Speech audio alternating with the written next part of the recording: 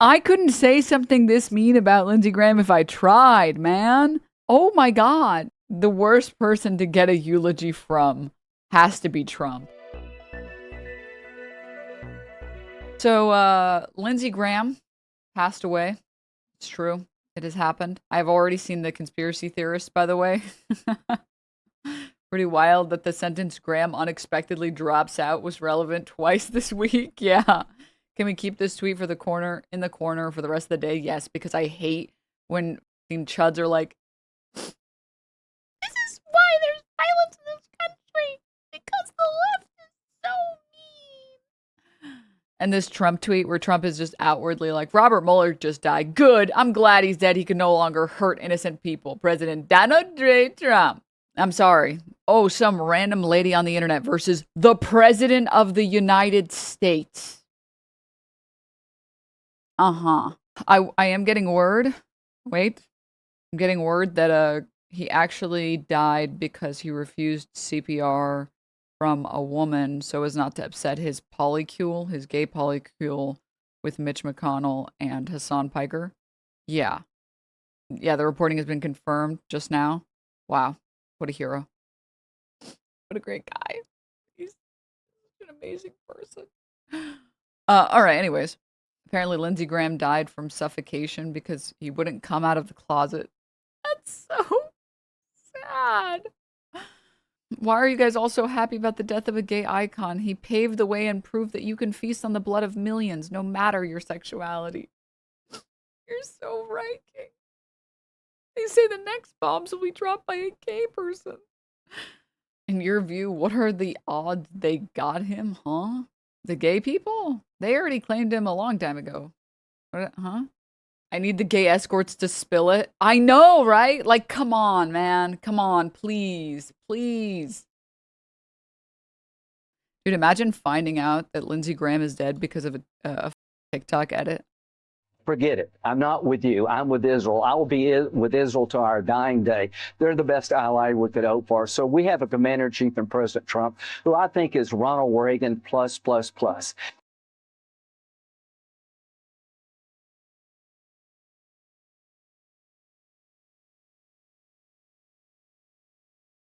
Dude, this edit goes so fucking hard. It's like insane.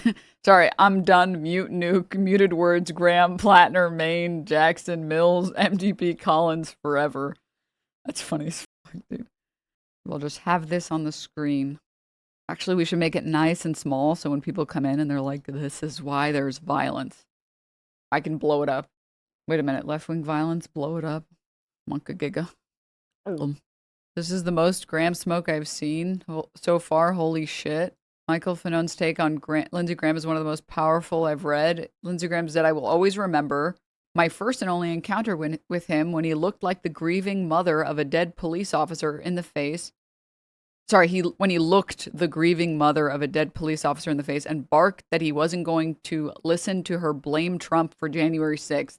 When I showed him my body cam footage from that day, he turned away and looked at his phone. Rest in piss, you worthless scumbag. If there is hell, I hope you're in it. I'm also getting reporting right now. Flags at Grindr headquarters have been lowered to half staff. Okay. God bless. Thank goodness. Thank goodness. For a moment, I thought none of us were going to show our respect, but you know. And I was thinking, also like, listen, you guys know I'm not a conspiracy theorist. I really like other people who are conspiracy theorists, and I like watching other people go crazy with the conspiracy theories. But I just can't believe like 99% more than that of conspiracy theories. However, it's so tempting to be a conspiracy theorist when you see titles like this. Breaking. Lindsey Graham dies at 71 after brief and sudden illness. Like,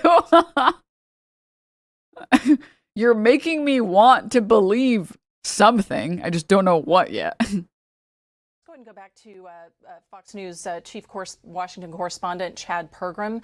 Chad, we were just talking about what this is going to mean in the midst of everything that's going on right now, especially with Iran and the Strait of Hormuz. What is your take on that and how things are going to progress in the coming days?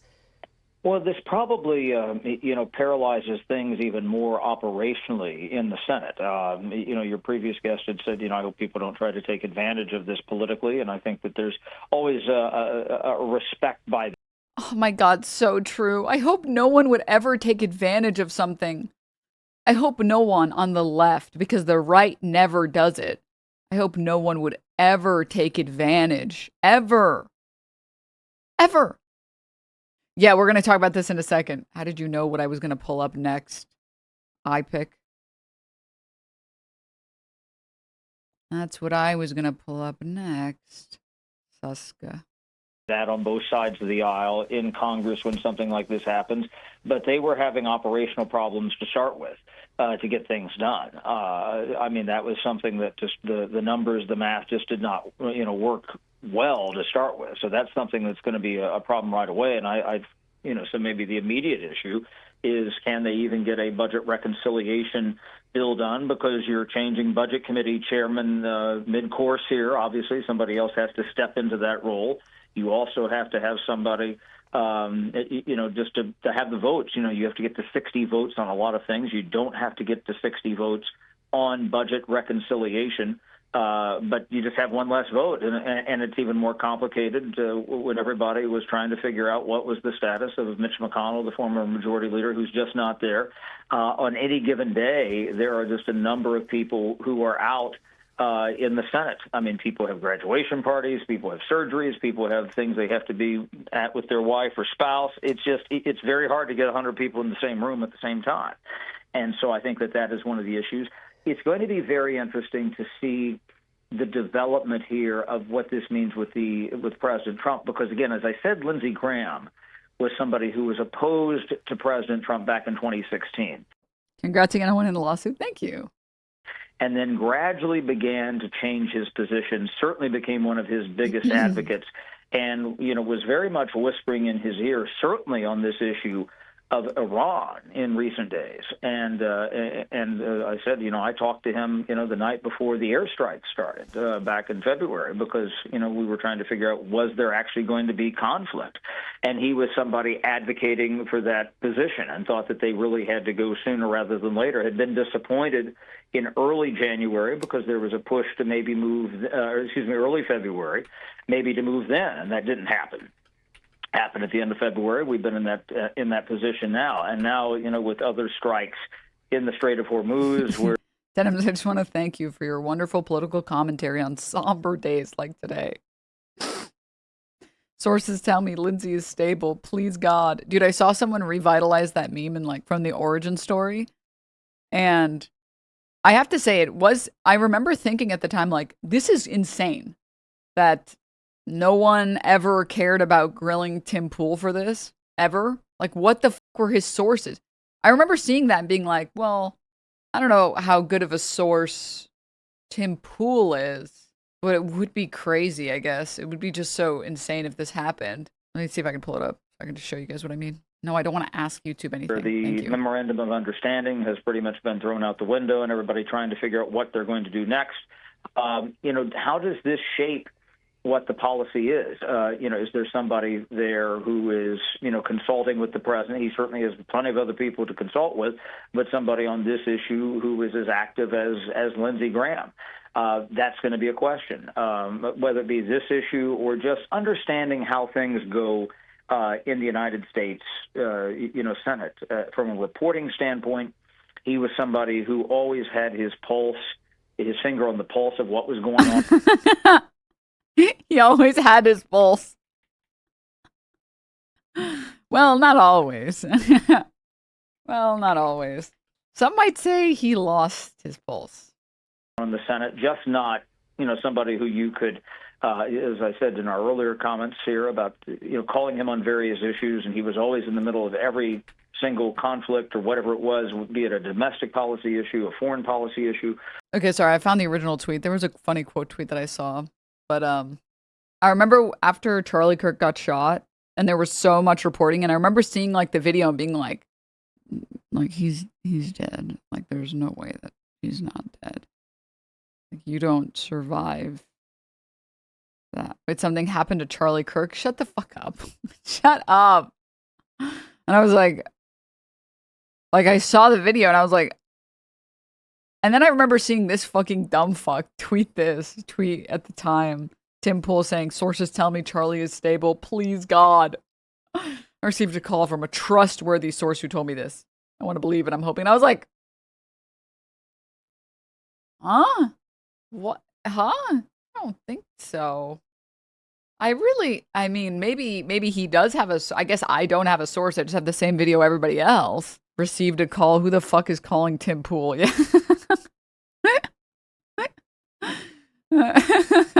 Did Charlie die years ago? His wife seems so recovered. I forgot why I brought that up, but anyways, yeah. But also somebody who, could really understood where the votes were in the Senate, had relationships with people, and just, there's always been, and somebody who's covered the Senate for a long time, there's always been these different figures who, aren't formally in the leadership, but are somebody who just knows where everything is set up in the Senate and knows where all the votes are and knows what all the different dynamics were. And Lindsey Graham in the contemporary Congress was that. He had some years ago worked, very closely with John McCain, the late senator from Arizona, who died some years ago. I remember talking with Lindsey Graham about trying to, he really wanted to, have some sort of a physical homage for John McCain in the United States Senate, be it maybe changing the name of the Russell Senate office building or a statue or something like that. Nothing has ever happened with. Interesting. Another guy who claimed to be pro-life, and then Trump shit on that. Didn't Lindsey just win his primary? Couldn't even stick it out for the midterms. SMH my head. It's just that nobody wants to work anymore, man. That's the truth. That's the fucking truth, man. It's just like, show up to work, man. Like, what the hell? Unbelievable. Everyone's so fucking lazy now.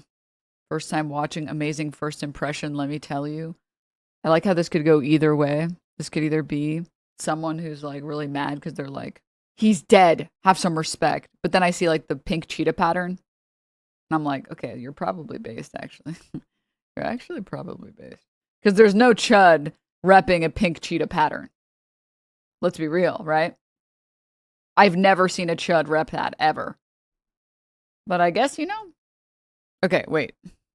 With John McCain, but that was something that Lindsey Graham was working on very closely. There was, he was somebody who had this kind of foreign policy group. He was working then with Kelly Ayotte, who was then a senator from New Hampshire at the time, and they were always together working on these different policy issues, especially foreign policy. This is back during the Obama years. So again, I think that kind of gives you a sense of Lindsey Graham. But right now, I mean, if you thought things were challenging in the Senate before, and people were already staring at this coming week as being challenging, probably with Mitch McConnell being out maybe yet again for an undetermined period of time, and now you don't know who's going to be the next senator from South Carolina. What? It's just so challenging right now. These people, like, they show up to work and some other people aren't there, and then they go on vacation and do insider trading. It's just such a challenging time for Congress right now. What the fuck? Huh? And how quickly that person can come in and maybe even, then have somebody on the ballot and begin to serve again. I mean, it just puts more question marks on a lot of things, especially on the Republican side. I think that this really probably means in the near term that any chance to do budget reconciliation, which were pretty scant before in the Senate, they might try to get something through the House, but it makes it even more challenging in the Senate, especially since he was the chair of the Budget Committee, and that's where that comes through. That right, that Chad. very So policy then, issue. Chad, how does that work then? I mean, Chat. How does that work? Is there someone that will just step right in? The thing that I was about to say the same thing. Elmdale. I also just had a 20-minute conversation. Well, sorry, to be more specific, it was a 17-minute conversation with Lindsey Graham. So I'm not sure that this reporting is updated. Because I actually just talked to him, and he was telling me about how great everything was going, and so I don't. And take over and try to keep things moving along, or is this, like you said, going to just put a halt to things for now? Yeah. Well, this is going to be something that is going to be up to the leadership. It might, because we're well into this Congress, and you're going to certainly have some people start to look ahead and say, do they want to, does the next person up want to be that person. As I said, he's been somebody who's been with the Judiciary Committee. He's been on a lot of other different committees over the years. And somebody might say, well, I'd like to maybe be on that committee, but I'm not so sure that's, I'm looking ahead. There's going to be horse trading. What's interesting is that this actually does make a massive opening for Dems in South Carolina. Graham dominated that seat, and there's likely no Republican that people will recognize to fill it. I like the idea also of Trump being like, grow the fuck up, all right? Grow up, like literally grow up. Okay, we can't lose any more seats.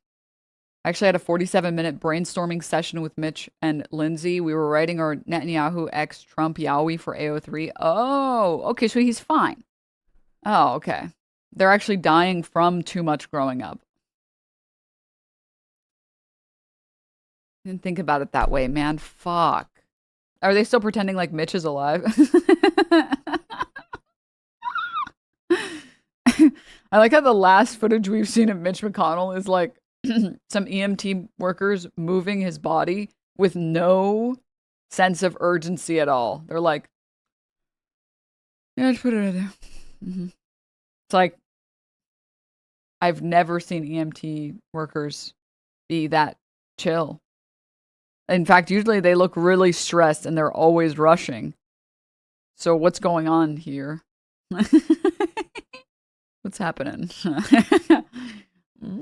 Oh, I just talked to Mitch for 20 minutes on my Ouija board. He said he's on his way to recovering. Oh, thank God. All right. Phew. For a moment, I was stressed. All right. For a moment, I was concerned. Okay. Thank goodness. Thank goodness. The person right now who's the ranking Republican after him is Chuck Grassley. Okay, well, Chuck Grassley is a couple of decades older than Lindsey Graham was. That's the first thing you got to look at. And number two, he is the chairman of the Judiciary Committee right now. Okay, well, you keep going down the line here. Then you have Mike Crapo, Republican of Idaho. He is the chairman of the banking committee. So again, you keep going down these. Hold on here. I'm sorry, Mike Crapo is not the chairman of the banking committee, but again, you keep going down the list here, and you just see. I look at Ron Johnson from Wisconsin. You have Roger Marshall. You have John Cornyn.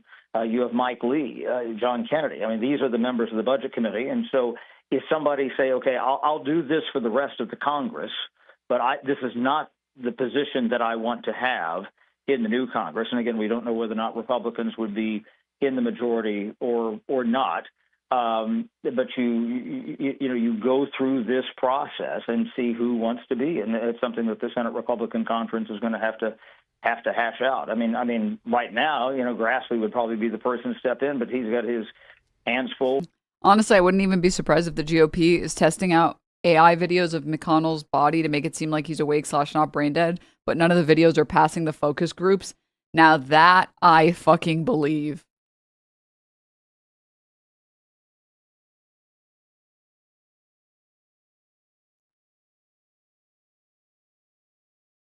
The polycule of death, Piker's romantic relationships destroying democracy. Who did this? This is our resident shit poster. Best in the game, by the way. Also, I gotta say, the speed at which you did this is kind of low-key crazy. The typography is insane. Like, low-key, you just started, this chatter, Chances Poupin just started working on this like 20 minutes ago, maybe. And they made a masterpiece. Versus, I don't know if you guys saw that awful typography video of like the Jimmy Kimmel piece. You know what I'm fucking talking about? I don't know. This is like so fucking niche. That video was awful, yeah. This one, New York Magazine by Susanna Hayward. And it's like a time lapse of this woman trying to make this like cover for New York Magazine. He's been doing this longer than anyone. He can't believe it either. Somebody help Jimmy Kimmel. By the way, the text choice is crazy. The words, dude, this is so peak graphic design is my passion.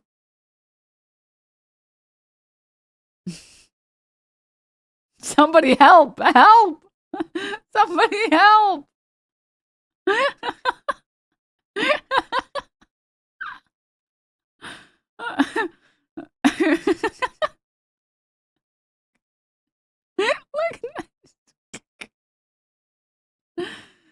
Oh my god, dude. Can you imagine this your job, man? And they say being a streamer's a fake job, bro.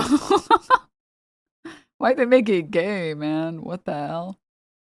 Somebody help. Dude, the font with like the black bars behind it looks like a fucking hostage letter. Somebody help.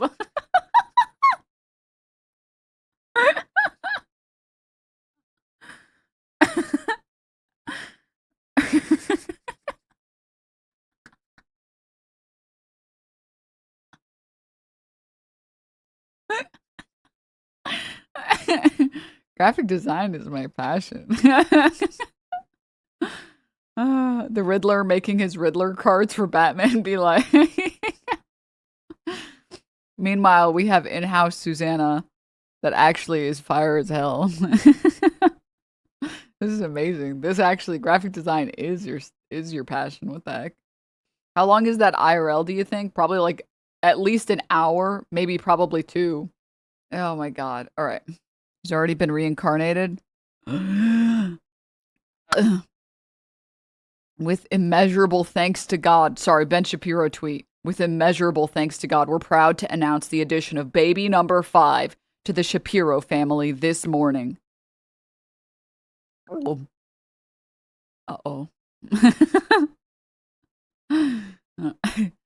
Dude, Ben's gonna be really unhappy when he finds out his 5th kid is gay. He's gonna be so mad about it. Baby about to be racist as fuck. Well, that's fine. Racist ass baby will fit just right in the Shapiro household. Bro, what is this? What are you sending me? What is this? Why can't I hear it? Hello? Work it, girl. Do your twirl. DL trade, that motherfucker's undercover. Work, supermodel. Work it, girl of the world. Wet your lips and suck the dick you found on Grindr. Work. What are you sending me? What are you fucking sending me?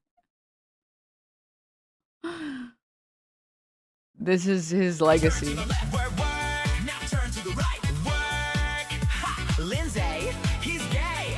Work. Turn to the left. Say work. Turn to the right. Work. Come on, Lindsey, he's gay. You better. I would say thank you, but I don't feel thankful in my heart. Gen Z and Gen Alpha have convinced me to never die. I'm so scared of what they'll do to me on the internet afterward. I mean, remember when, who was it that said, because of this, you guys don't know what's coming. There'll be 1 million Charlie Kirks. And then they didn't know how right they were going to be. They truly had no idea. I saw people are like Kirkifying themselves for anonymity. Someone went to like FurryCon or something and they were Kirkified for anonymity. But I can't find it. The hell? Why is this so difficult to find? Oh well. If you saw the post, you know what I'm talking about. All right. Besides that, hold up. I have so many fucking clips open. Jesus. I was looking for some highlights on why people hate Lindsey Graham. Do you guys remember when he did this? Remember when he said that we should just let as many Americans die in the Iran war as possible? Some of you may die, but that's a sacrifice I'm willing to make. I trust DOD. We got 2 Marine expeditionary units sailing to this island. We did Iwo Jima. We can do this. The Marines, my money's always on the Marines. I don't know if you take the island or you blockade the island, but I know this. The day we control that island, this regime, this terrorist regime, has been weakened. It will die on a vine. Hi again, everybody. It is 5 o'clock now in Washington, D.C. I'm Alicia Menendez, in today for Nicole Wallace.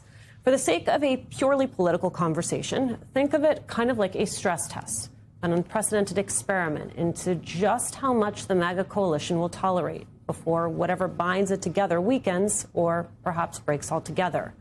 Because what is going on in Iran right now, a war initiated by someone who promised he would keep us out of them, is increasingly exposing some pretty serious cracks between Donald Trump's political allies. Donald Trump? We showed you some of that interview with Senator Lindsey Graham last hour, but consider now the backlash the American people observed as a result of those comments.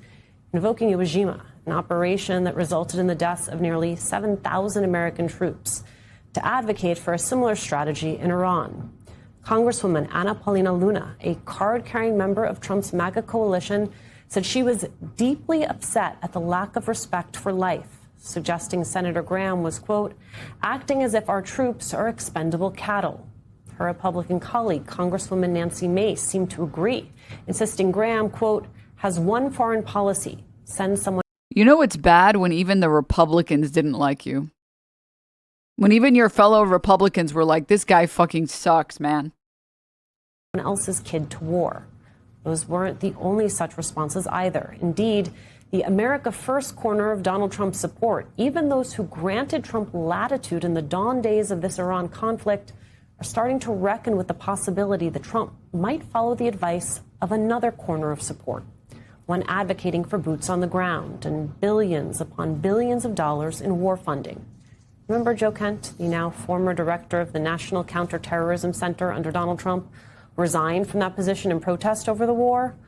Well, in an interview with the Washington Post, Kent described why he's been so public, with multiple outlets in voicing opposition. From the Post, quote, it's a concerted effort, Kent said, to rally members of the president's Make America Great Again movement and ensure he hears dissenting voices on an issue that has divided Republicans. While some Trump supporters are inclined to use military might to influence global affairs, others, like Kent, say they chose to support him in part because he voiced scorn for America's earlier wars. A widening rift inside Donald Trump's political coalition is where we begin this hour. The political analyst, former Senator Claire McCaskill is here. Also with us, political analyst and host of the Bulwark podcast, Tim Miller, is here for the hour. Plus, retired U.S. Marine Corps Lieutenant Colonel Amy McGrath. She is a candidate for the open Senate seat in Kentucky. It is good to see you all. Amy, I want to read just a little bit to you from the Washington Post on Joe Kent. They say Kent declined to disclose what the administration may be planning, but said Trump appears to have some really key decisions to make in the next couple of weeks. The potential deployment of U.S. ground troops makes me very nervous, he added, citing recent reporting that the president is considering seizing Karg Island, Iran's main hub for oil exports. I just think that would be a disaster, Kent said, of deploying U.S. troops there. It would essentially be giving Iran a bunch of hostages on an island that they could barrage with drones and missiles. Amy, your thoughts? Sure. I mean, look, Karg Island. Anyways, yeah, old news, but you know it's bad when even the Republicans didn't fucking like him. But I'm sure right now they'll all suck up to him and be like, anyone who says anything bad about him is a terrorist sympathizer and they hate freedom in our country. And they hate us. I was trying to pull up something on like why everyone thinks that, like a concise video on why everyone thinks that Lindsey Graham is gay. But I saw this video and then the title and the thumbnail are just so good. Lindsey Graham was just caught being drunk and gay. It's from February. You ever get caught being drunk and gay? Lindsey Graham was caught being drunk and gay on Fox News earlier this week. Preposterous. Me, a homosexual. The very idea makes me howl with manly laughter. This video has gone viral, and then after this video went viral, someone compiled a list of all the accusations against Lindsey Graham and his alleged homosexuality. Lindsey Graham, I'm not sure if he's drunk or gay in this clip, but he certainly seems that way. And Have you ever seem drunk and gay? Previously, during I think this is the 2016 presidential run or around that time, Lindsey Graham was asked when playing a raunchy bar game who he would be into as a very eligible bachelor. And his answer was very telling. Can we just... There's a fun bar game, which I will clean up because we are in mixed company and on television. So I'm going to call it Date, Marry, or Make Disappear Forever. Okay. You guys know what the real thing is, right? You know what the real thing is, right? I think I'm going to do a lot of the disappear forever. Rhymes with... Okay. Okay, this is awesome. This is so cringe. Please. So, date, marry, or disappear forever. Hillary Clinton, Carly Fiorina, Sarah Palin. I didn't know we were going to do the Mormon thing here. Date, marry, or make disappear forever. Take your time, Senator. We've got all night. We can't go beyond dating. That's as far as I'm going dating. Who do you want to date? Do you want to date Hillary Clinton, Carly Fiorina, or can't Sarah do all Palin? three? Okay. No. So you have to pick one. Did he say I would date all three? One of them you date. This is really painful. But Oh my God. He doesn't understand the question and the game because it's about women. by the way, this is like Dana Bash. I know that's not even the point of this video, but this is not a serious individual. Like this, like what are you doing? I'm a YouTuber and I've asked more serious questions to politicians. Like I would be embarrassed if I were on the receiving end of this being a senator. And secondly, I just have secondhand embarrassment for Dana Bash. Like, why are you what are you doing? One of them you marry, and one of them you make disappear Sarah forever. Palin, we'll go hunting on our first date. Okay, who are you marrying? I got to marry one of the three? Yeah, that's how it works. Oh my God. I can't, dude. Like, if you can't follow, these are our senators, by the way. Well, not anymore, but this guy was a senator. He can't understand a simple question. Keep up. I got to really watch what I say here. Okay, so it's date, marry, or make disappear forever. Hillary Clinton, Carly Fiorina, or Sarah Palin, and Sarah Palin. Carly, because she's rich. What, you're marrying her? Okay. She could keep me in the life. I like I've that. become That's very accustomed to. practical. I'm a very practical guy. So that leaves Hillary Clinton that you want to make disappear forever. No, I just... Is she rich? I think so. She said she was flat broke. Wow, I hated it. And dude, he really said, listen, I do need a lavender marriage, so maybe Hillary Clinton would be good since she is rich, right? Or, no, she's not rich though, right? That's amazing, dude. Loafers. Now, I like this. Look at Us. Us, they got to call it. Well, his gay accent really comes out when he's had a Gay few. accent. but they got to see us fighting. We got to give them a chance to see the difference between us and liberal Democrats. In 2 weeks, we're going to have that chance. And I can't wait till John Kennedy gets on the floor and sticks it to them about the insanity of sanctuary cities. Sticks it to him about the sanity of sanctuary. I think that's a reach. I think that's a reach. Can't wait till he comes up here tonight. That's a reach. Amazing. Come on, England! This is how you act drunk and gay on TV. This is true. That's true. All right, enough of this. Thank you for. Oh wait, I hear Matt Schlapp, who is I believe the CEO of CPAC, which is the American Conservative. What is it called? The Conservative Political Action Committee. Well, listen to this. Today's CPAC is... wait. Why are we pausing? Dang it. Am I losing? and best... Why are we pausing? Okay, I can't. Dude, it's like watching a fucking React streamer pause 100 billion times. This is evidence, by the way. React content transforms. Gay voice lisp? Yeah, but that's like some other dude, huh? Anyways, anyone who tells you that you shouldn't enjoy Lindsey Graham's death, show them this. Lindsey was a demon, and he's in hell where he belongs. Says tweet. Gaza does not align with Christian values. Killing children, killing mothers, I'll be honest killing with families you. who are not militants. Yeah, I don't buy that at all. Why? Because what did we do in World War II? Did we think 1 minute about starving the Germans? Did we bomb every city into smithereens? So this You is a compare war. No, October this is, 7th to World War II. Yes, I am. This is an absolute existential threat to the Jewish people. What happened on October the 7th was 1,200 people were slaughtered, raped, and murdered and filmed by radical Islamists who would kill every Jew if they could, to the world. If you don't understand this is a threat to Israel's And then they survival. flattened. You know the most insane thing about this? You can literally go and see the footage from October 7th where it's not every single person that's being murdered.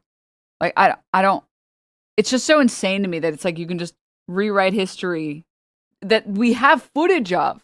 And like everything has to be exaggerated. It's like, what? This is, I think, the thing that pisses me off the most about anyone who talks about Israel's genocide and talks about October 7th. It's like, why do you feel the need to exaggerate something that's already bad? Like the like beheading babies thing. It's like, what the fuck? You know, like the murder of the people that live there is bad enough. Like you don't need to add beheading babies. What the fuck? Or like whatever this is, where it's like they have the radical Islamists who would kill every Jew. It's like, oh my God. What the fuck? Just flatten it. We flattened Berlin. We flattened Tokyo. Were we wrong to drop an atomic bomb to end the Japanese reign of terror? Yes, we were. Were we? So my view, if I were Israel, that was literally just a show of force at the end of the war that was already over. I would have probably done it the same way. Without military victory, there is no hope of breaking radicalism. We flattened Germany. We flattened Japan. How many Americans Wait a believe minute. this? Out of that, we were... The way that how many Americans think the way that you do? I think most Republicans think the way I do.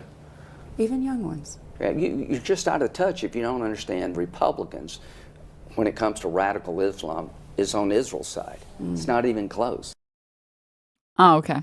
Yeah, all right. World War II, we refused to carpet bomb or use firebombs in Germany, but we did that in Japan because they weren't white. Well, I would argue that like that was the majority of the reason, and I would argue the rest of the reason was the fact that after we were already pretty much involved, after Pearl Harbor, it gave Americans justification to go all in. But also, I'm pretty sure that's not even true either, though. Wait. It's just that maybe the chatter is saying that the level of firebombing, maybe that's what they're saying. Because I'm pretty sure we did firebomb Germany, but the level of firebombing that occurred in Japan was unprecedented. So America literally adopted the Nazis after World War II, yeah. 500,000 dead were because of the firebombing, yeah. Also, U.S. military doctrine's always been to target civilian infrastructure. Wait a minute. Are you trying to tell me that the U.S. is the reason why 200 school children in Iran died? No. That had to be Hamas again. No. Let me close. Okay, did you guys see this shit, man? You gotta watch Trump's interview this morning? Oh yeah, we'll watch this right now. Watch this in one moment. Sarah, Benjamin Netanyahu, official Twitter. Sarah and I grieve with the American people over the loss of our dear friend, Senator Lindsey Graham. Well, anyone who's a friend to Netanyahu is not a friend to me. And I'm glad they're not here, bro. In the words of Donald J. Trump, good, I'm glad he's dead. No, he can no longer hurt innocent people. President Donald J. Trump. Just replace Robert Mueller there with Lindsey Graham. In our recent meeting, I said, Lindsey is a great friend of Israel and a cherished friend of mine. We have no better friend than Lindsey. Lindsey understood that the security of Israel and America are inseparable. He devoted his life to defending America, strengthening our alliance, and standing up for the free world. Israel has lost one of its greatest friends. America has lost a great patriot. I have lost a beloved friend. Our hearts are with Lindsey's family and with the American people at this difficult time. May his values and initiatives continue to guide us towards victory and peace. And may his memory forever be a blessing. Yeah, whatever, man. Yeah, well, fucking whatever, man. Never forget when Lindsey Graham dismissed hurricane victims to talk about Israel. A second Holocaust in the making, and Biden says be proportional. What is the proportional response to people who want to kill you and your family? God. They're running out of ammunition in Israel. We have to help our friends to keep the war over there from coming here. They're willing to Elon Musk for that. But look, you know, I've been going all over South Carolina like most people. Hadn't slept much. But look what's going on in Israel. Our friends in Israel are surrounded by people that want to kill them, destroy them. A second Holocaust in the making. And Biden says be proportional. What is the proportional response to people who want to kill you and your family? God. They're running out of ammunition in Israel. Even the Fox News host in the background saying, oh, God. We have to help our friends to keep the war over there from coming here. They're willing to Elon Musk for that. That's insane. Sorry, Sean Hannity, I think was the one. Fucking get off the stage. As a Norwegian, I'm sad about losing to England, but Lindsey Graham dying is such a great consolation prize. All right. Trump just talked about it. Overnight, the United States lost one of its most influential and consequential senators. Lindsey Graham died Saturday evening after what his office called a brief and sudden illness. He was 71 years old. Just hours earlier, Senator Graham had returned to Washington from a trip to Ukraine. He was scheduled to join us here on... Which, by the way, guys, I'm going to be honest with you. The conspiracy theorists have already started conspiracy theoring. Yesterday, U.S. Senator Lindsey Graham visited Ukraine to assure Zelensky support of the United States. The warmonger was shown a secret drone manufacturing facility in Kiev. Well, this facility no longer exists after strikes by the Russian MOD. Without warning, 6 missiles struck 2 manufacturing facilities in the Kiev region. Confirmed strikes on drone strikes, which started a huge fire. None of Russia's ballistic missiles were shot down. Lindsey Graham is no longer in Ukraine. Okay, get your tinfoil ready. Graham inspected a drone factory in Ukraine yesterday. Russia blew up that facility today. Then tonight, it's announced that he's dead from sudden illness. No more details. Now, I'm going to be honest. I don't believe this. I'm sorry. I don't believe this. But I do love whenever conspiracy theorists go off like this. It's just fun to watch. Listen, man, it's still funny as fuck, dude. I just don't think that, like, I don't think Russia would do something. I don't think, and maybe I'm totally mistaken. I don't think 2026 Russia would, more specifically Putin, would so openly kill a U.S. senator. But anything is possible. Yes, Putin would. Meet the press this morning for what would have been 1827. Did you notice how I said 2026? Putin loves to whack people. Yeah, but Americans are a little bit different. Again, not something that's so out in the open, right? So, yeah. 64th appearance. He was one of the broadcast's most frequent guests. Instead, this morning, we remember a man who served South Carolina for more than 2 decades, who helped shape America's foreign policy, whose voice was a constant presence in our national debate. And didn't Russia help blow up a U.S. senator's plane in the 1900s? Okay, did we all just miss the part where I said in 2026? Did I not say that part out loud? In case I didn't say that out loud, in 2026, I think that would be unlikely. Whose death has left colleagues of both parties in shock. We'll look back at his life, his public service, and his lasting impact on the Senate and the country. And to start us off and do that, joining me now on the phone is President Donald Trump for reaction to the death of his close friend. President Trump, thank you for joining us, and my condolences to you. Well, thank you. He's a tough one to lose. He was great. He was unique in every way, actually. Dude, he's like holding back his like anger that he just made the South Carolina Senate race more difficult for Republicans.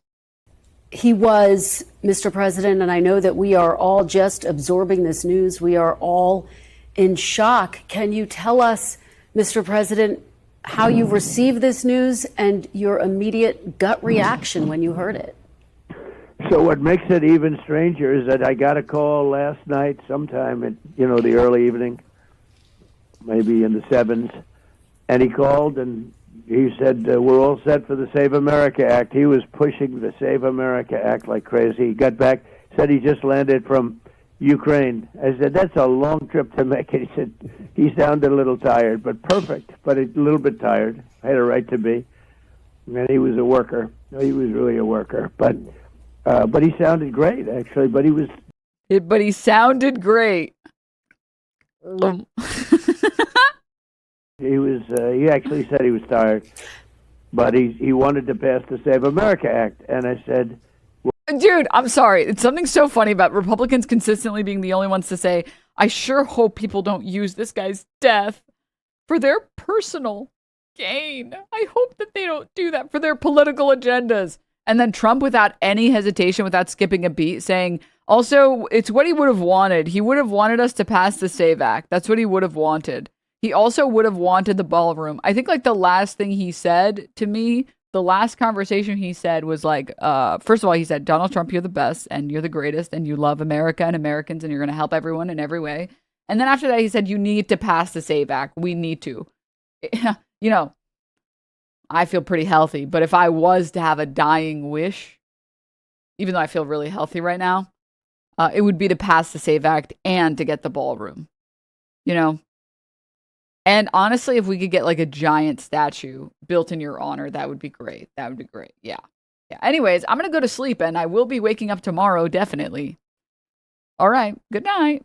Well, we're going to get it done, Lindsey. We're going to get it done. I'll see you like soon. We thought maybe we might even meet today. And then that was it. And that was, very around the time. It couldn't have been much longer. It could have been his last call. I don't know exactly, but I got a message about 1 o'clock in the morning from one of the people at his office that he had passed away. I said, I just can't believe it. He was like a member of the family to me. It's very tough, actually. It's amazing. Mr. President, he was such an advocate. He was, if he wanted to get something, and he had a unique ability. He was able to deal with Democrats and Republicans. If I had a problem, a real problem, I wouldn't often ask. But if I had a problem with a Democrat, he could work it out. He was a great politician, actually. he loved his work, Mr. President. Yep. I hear you saying that in this final conversation that you have emblematic. He was tireless, but it brought him such joy, didn't it? No, there was nobody like him. Oh my God, dude, Trump sounds like shit. Oh my God. Joy, didn't it? No, there was nobody like him. He loved being a politician, and he was going to win it. Holy shit, dude! What But the it fuck? brought him such joy, didn't it? No, there was nobody like him. He loved being a politician, and he was going to win his election. He was going to win it big. I endorsed him very early, and he was going to win it big. He just had it made, and he just loved being a politician. I said, the reason I'm endorsing you is because I got to make sure you win, because if you didn't win, I don't think you could handle life. I really don't. He was a man, there are guys that can lose and they go into something else. I can't imagine him doing anything else. I said, if you weren't a U.S. Senator, I don't know if you could live very long, and look what happens. He was going to have a big... I'm sorry, wait, what? Go into something. Wait, what? What did he just say? Did I mishear that? Something in life. I really don't. He loved being a politician. I said, the reason I'm endorsing you is because I got to make sure you win, because if you didn't win, I don't think you could handle life. I really don't.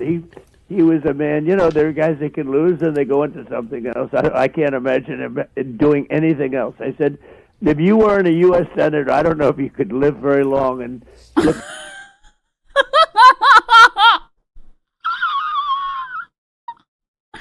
Dude, the worst person to give a eulogy, the worst person to get a eulogy from has to be Trump. And I told him, if you weren't a senator, I don't think you would live very long. I think you'd die immediately. You have nothing going for you. You have no family. You have no one you love in your life. They don't like you. Nobody likes you. But, I don't think you would. But that's okay, because you can be a senator for me. What happens? He was going to have a big victory. And the people loved him. Everybody loved him. Well, no, he had some enemies. He was a tough cookie. Don't misunderstand. He was a tough cookie in many ways. If he wanted to get something, if he thought he was right and he had people against him, he could be very tough, actually. But he was a good person. Mr. President, it is just extraordinary. You just spoke with him last night. His office says he passed away from a brief and sudden illness. Are you learning any more details about how and why he may have passed? Did he tell you anything in that phone call, Mr. President, about not feeling well? No, he said he's a little tired. He went a long trip, many hours. And he had just gotten back. And it must have been right after that, because I understand the police or whoever it is came there at about 7:30, 8 o'clock in the evening, something like that. So somebody notified him. But no, he felt okay. I actually, on the call, he told me, Kristen, he said, I feel good, but I'm tired. He was fine. I knew him well. He would let you know if he wasn't feeling well. He had days where he didn't feel so well, and he'd let you know about it. But He was a fantastic person. He was a man who you're going to watch. It's going to be a very big thing with him. He's going to be appreciated more now than he was when he was living. I think. And just to make that This one photo is fucking frying me. This photo of him walking. His photo fries me every time they put it on the screen, dude. He was a man who you're going to watch. It's going to be a very big thing with him. He's going to be appreciated more now than he was when he was living. I think.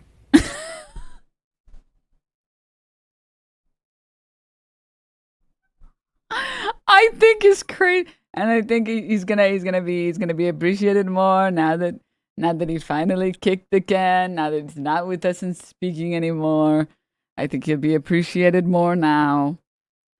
I think that's. And just to make that point, I mean, authorities were called to his home responding to initial reports of a cardiac arrest. Again, Could his be. office saying a brief and sudden illness. Do you have any more details? I would think about it would be that because when I spoke to him, it could have been, minutes before, based on based on the fact that I heard about the call, whatever time that was. So it was shortly before, but it had to be something like that because he was, other than being tired, he was fine, and so it had to be something like that that would just be a quick end, and maybe. Oh my god! I couldn't say something this mean about Lindsey Graham if I tried, man. Oh my god. It had to be a quick end. That's the only thing it could have been. It had to kill him immediately. It had to be something fast, something quick, maybe painful. I don't know. Maybe it could have hurt him. Maybe it was painful. Maybe he was writhing in pain, foaming at the mouth. But it had to be quick. It had to be a quick end. It must have been a nice quick end. I know a guy. He's very smart. He goes by Light Yagami. He's got this book. He's got this funny book. And he tells me it can kill people with a heart attack immediately. Maybe that's what happened. But he's a funny guy. I love Mr. Yagami. He's so great. He's just joking, though. He's just joking around. There's no way that's what happened. But, must have been a quick end. It had to be. That's not the worst way to go. He had some fine moments. His moment on Brett Kavanaugh. Dude, she's trying not to laugh right now, dude. The fucking smirk is crazy.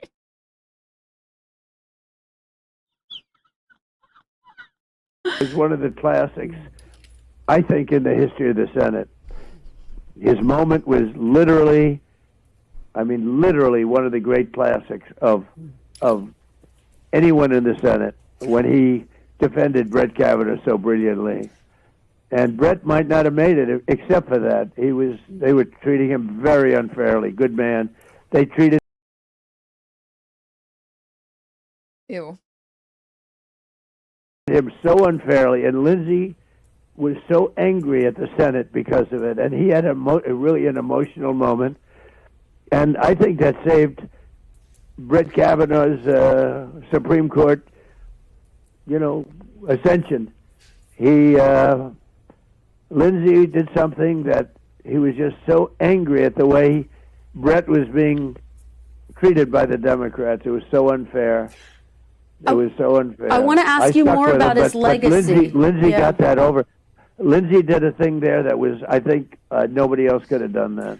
Let me ask you a little bit more about his legacy. And I know you remember this moment, Mr. President, back in 2015, when he was one of your challengers on the campaign trail, the two of you facing off against each other.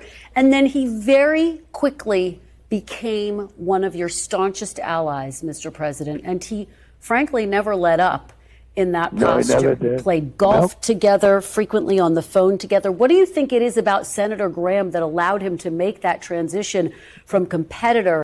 Oh, he transitioned? I didn't know that about him. Oh, good for him.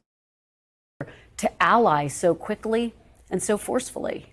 Well, I got to know Lindsey during the campaign. I didn't really know him then. I met him once or twice, but nothing. And I got to know him during... Transitioned into a corpse.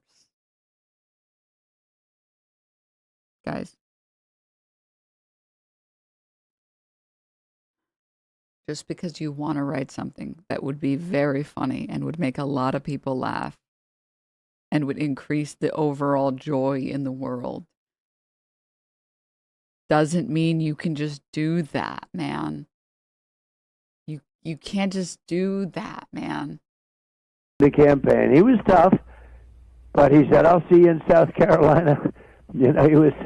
But when it came to South Carolina, he died on me. He died on me. Now we're gonna get a crazy Democrat. We're gonna get a crazy Democrat now because he died. This sack of shit. He died on me. I don't know. Maybe they can vote for dead people in South Carolina. I'm thinking we should let them vote for dead people. He told me, Lindsey Graham told me. He told me, honestly, if the people vote for me, I think you should be able to make policies on my behalf. You should pick someone for me. Okay? The people wanted me, and I'm giving that power to you. Didn't he literally die on him? in South Carolina by a lot, and I sort of ran the table on everybody, and it was good. And he appreciated it. He respected it, and we sort of got a little bit friendly, and the friendship grew. It just grew, and he was an amazing advocate. They really don't have a single flattering photo of this man, huh? He was, I don't know how you find anybody like him. He was so intent. I mean, he literally called me about the Save America Act. That's why that's where I heard. Think of it. He's traveling for many, many hours. That's a long flight. That's a long trip. And he, calls me about the Save America Act. He thought we were going to get it passed. Do you remember This is a big blow to the Save America Act, let me tell you. Do you remember, Mr. President, what was the last thing you said to him? What was the last thing he said to you? I remember it very clearly. Thank you for asking me. Finally, I've been waiting for you to ask this question. I was thinking, what a waste of time. I'm on NBC News, and she still hasn't asked me this question, whatever your name is. Listen, he told me, good night, sweetie. I love you. I love you so much. Many kisses. And remember, Save America Act must be passed over my dead body. And I thought at the time that was very weird because he told me he was feeling healthy. But that's what he told me. And that's what he said. He said, we'll see you soon. Come over anytime you want. He came into the White House a lot because I liked him. He was coming in the White House because you liked him? I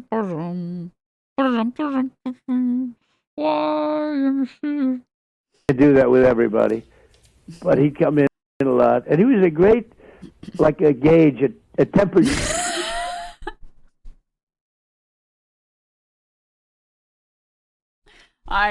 You can't say that. And I stream on Twitter. You can't say you can't just say that to Twitch chatters. You can't just say he was a great like gauge. He was a great gauge. He was embarrassed to share it, and I told him you should be who you are. You should be your true self. And he said, no, my time passed. Pride Month is over. They will never accept me. Gauge, but he'd come in a lot. And he was a great, like a gauge, a temperature gauge of the Senate. He was somebody that most Democrats liked. Especially the men. The men loved him, and he loved them. Oh, my Lord, did he love them? Didn't, but most Democrats liked. And just about all of the Republicans liked Lindsey. He got along with everybody. And yet he was a tough cookie in a lot of ways, but honestly, he was a great politician. People don't realize what a good politician he was. He could go in and get something approved. He would just get people on his side. He was really a talented. I don't say you probably never heard me say that about anybody because there aren't too many of them. Let me tell you. Sometimes you'll meet somebody that's been there for 25 years. You say, how did they stay? They're not. This man was a great politician. He really got it. To that point, Mr. President, it's nearly impossible to think about replacing Senator Lindsey Graham, and yet the governor. Because the sun is like really shining. Like, I'm not even speaking metaphorically because that guy fucking kicked the can. The sun is really shining today. 1 second. I feel like that's better. There we go.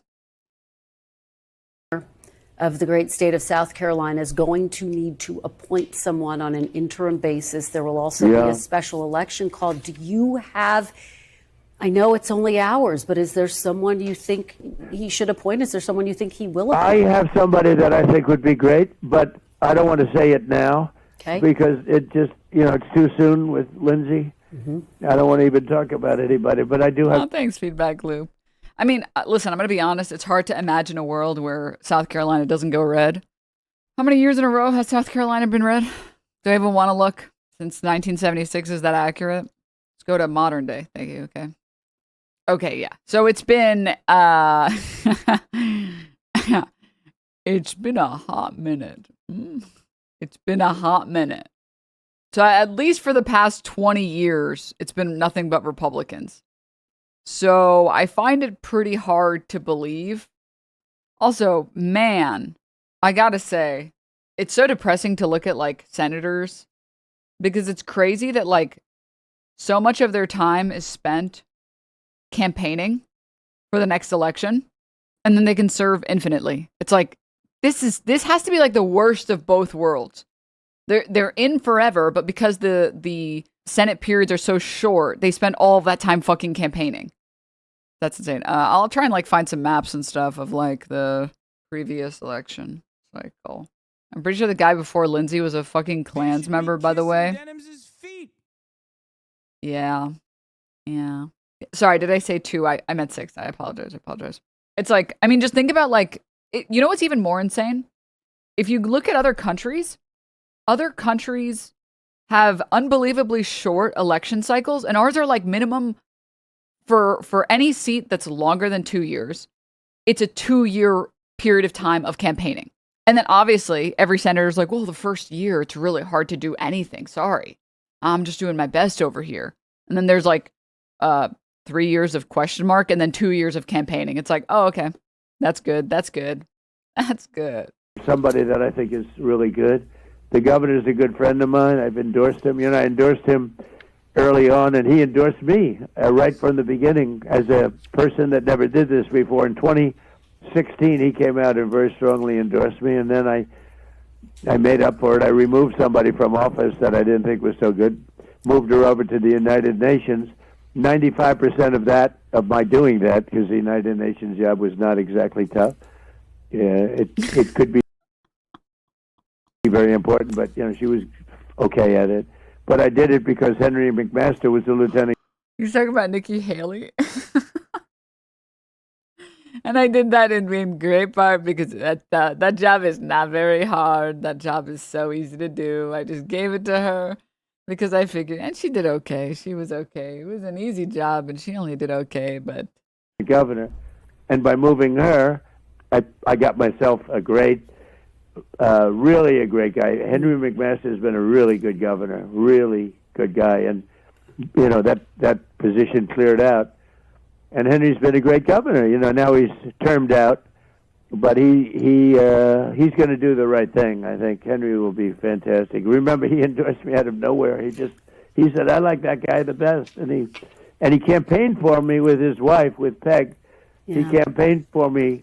I'd say, who is that man that's campaigning all the time? I hardly knew him.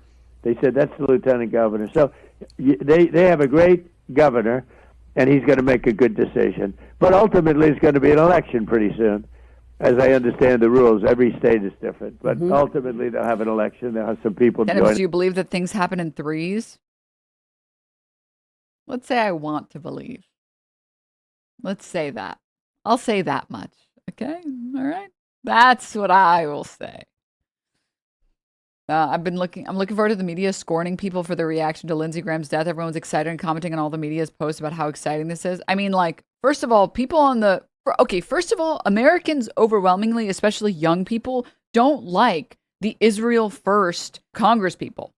They don't like they literally, it's so crazy because even on, I'll make like new, so previously on Instagram, all I was doing was just images, and I was like, I'll start posting like memes and stuff and start posting like short form videos. So I was like, okay, well, best way to like figure out how to do something is to watch what already does pretty well and then go from there and learn from like that. So I'm like sitting there and I'm watching stuff, and the number of like, and I have never watched Reels before on my account. Like I've never even liked posts. Like I've never even used Instagram before ever. And I'm like looking, and it's like, there are so many people who hate Israel. The number of Reels, I was like, dude, I can't like these. I can't. Like I can't. Like I have to be like, skip. And it's like, are you interested? I'm like, not interested. No, stop. I can't have my feed be this. And there's so much content on TikTok less so now, but also Instagram Reels and just like short form content in general of like, people don't want to go and fucking die for Israel, man. They just don't want to do that. People don't want to join another forever war to go die for a fucking country that gives its citizens health care on our fucking dollar. Meanwhile, insulin is $5 billion in the United States. Like, nobody wants that. So when people ask someone like Ted Cruz, Israel first or America first, and Ted Cruz says Israel first, I can't imagine people enjoy that very much, you know? So I think they'll be hard pressed to find people who even like Lindsey Graham, honestly. Some are good, some are bad. And but I have somebody that I like, but I'm not going to tell you who now because it's too soon. All right, fair enough. We will. I never track thought it. I'd be in this position. Yeah. I said I thought Lindsey was going to be living forever. I mean, I'm not going to lie. Again, I'm always hopium pill chat. I think I would have to. I didn't even bother looking into like the South Carolina seat at all because I was like, I mean, Lindsey Graham's just going to fucking win again. So what's the fucking point? Like it's a waste of my fucking time. And now I'm like, well, I didn't predict this guy fucking dropping dead. All right, sorry, my bad. Denims failed this time. So I'll do some more research and see like the polling and the historical data and stuff and how much people know. I think what is it currently? Annie Andrews is the Democrat choice. I don't think it's impossible that she wins, honestly, considering the timing. Because even if like they have, I don't know if it would be considered a runoff right now. Even if they tried to push as hard as they could for a new Republican candidate that isn't Lindsey Graham, because last I checked, let me pull it up. She won by 61% for the Democratic primary, and he won the Republican primary by 56%, but it was like a 20-point lead. Hers was a 30-point lead. Name recognition alone, it's not impossible. Serious question number one, would you ever run for any public office? No. Fuck no, dude. I'm the internet funny lady, okay? I just want to talk about things, and I just happen to like talking about politics. Okay? Yeah, I think it'd be cool to like impact change impact the world in a positive way in some way. You know, drop some hopium, but if you want someone to run for Congress, you should be asking Congress for that. All right? Congress fans, rise up. That's what you should be looking for. Not me, dude. I belong on the computer where I can play my video games, man. Funny, I'm here for internet cringe lady. Oh, fuck. Also, it would literally be nepotism because of Meerkat. That's true. Yeah, so there's going to be, not runoff, sorry, I don't know why I said runoff. Special election August 11th, it looks like. Let me pull this up. And then he ran for president in 2016 and said very negative things about Donald Trump at the time, but then would become one of President Trump's greatest allies. Just this week, posting on social media that he was the GOAT of all presidents and has been a steering force more recently of President Trump's military intervention in Iran. You know, there are 100 senators. Not all of them stand out. Lindsey Graham is somebody who has stood out for a long time and has been one of the most important members of that body for many, many years. And he just turned 71.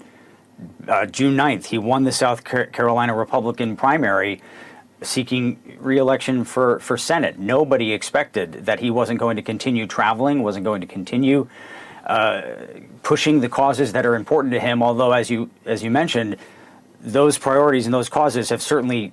Pushing the causes that were important to him, claimed to be pro-life. Something's not adding up. Changed over time. Some have sort of wondered, what is Senator Lindsey Graham's center? Do you think we ever really... Dude, I'm so happy that people are just now finding out. Wait, he died? Holy fuck. Riposo. Yeah, I mean, this is really the best way to find out. I have to say, out of all of the people who have died, all of the politicians and public figures that have died in the past, like, I don't know, 3 years of streaming, I feel like that's when Packwatch and Crab Reef started really taking off. Maybe I'm mistaken. So far, there have been, like, no Lindsey Graham defenders, which is very shocking. It doesn't matter who dies. Like, Rush Limbaugh had people fucking simping for him. And I gotta say, I haven't seen a single person come in chat to be like, excuse you, he was still a person. So I'm like, oh, really? No one's gonna defend him? I will say Lindsey Graham being asked by a reporter how Mitch McConnell is doing, answering, I don't know, I'm gonna go check right now, and then dying is hilarious. Check right now with my office. And okay. Hoping and praying he's doing well, but I'm going to check just right now. Is there a contingency plan if for some reason is no. McConnell? How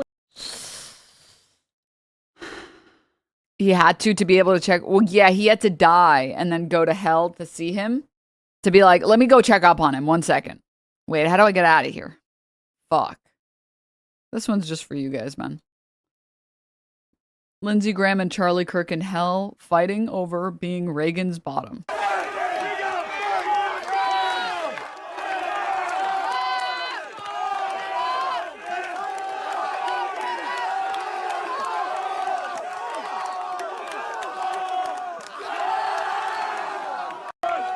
Anyways, this is a good reason why, or sorry, this is a good example for anyone who is still somehow lost on why people don't like Lindsey Graham.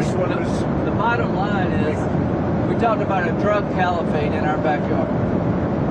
You know, we had Venezuela, we have Cuba, we have Colombia in our backyard. And these three countries have been condemned ever since I've been in politics.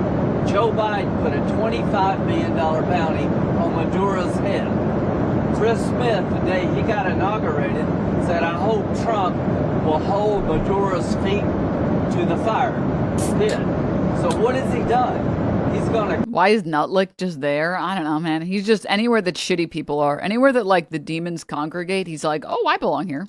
Clear our backyard of a drug caliphate. Countries run by narco-terrorist dictators who murder, rape, send drugs into our country to kill thousands of our citizens. To my Democratic friends, you should be celebrating this. When bin Laden went down, I was the first to applaud President Obama. This was one of the most sophisticated military operations in the history of the country. What they were able to do was amazing. They knew we were coming. We had a good part of the Navy, and they were able to capture this man alive. No military in the world could have done it. And as to this commander-in-chief, he did something people talked about doing. You just wait for Cuba. Cuba is a communist dictatorship that's killed priests and nuns. They preyed on their own people. Their days... Ah? They've killed priests and nuns? Wait. Numbered. Cuba is a communist dictatorship that's killed priests and nuns. They preyed on their own people. Oh, thankfully the United States has never preyed on its own people. Phew. Days are numbered. We're going to wake up one day, I hope in 26, in our backyard. Well, some of us will wake up. All right. And others won't. Okay. We're going to have allies in these countries doing business with America, not narco-terrorist dictators killing Americans. This is a big frigging day. And everybody in the world is thinking differently than they were. I know I've said this a million times before, but it does piss me off so bad when, like, the most evil people that you know, the most evil people that exist are the, like, Christo-fascists in the United States that are like, we need to kill all of them. Their days are numbered. Enough is enough. But then they won't say the word fuck.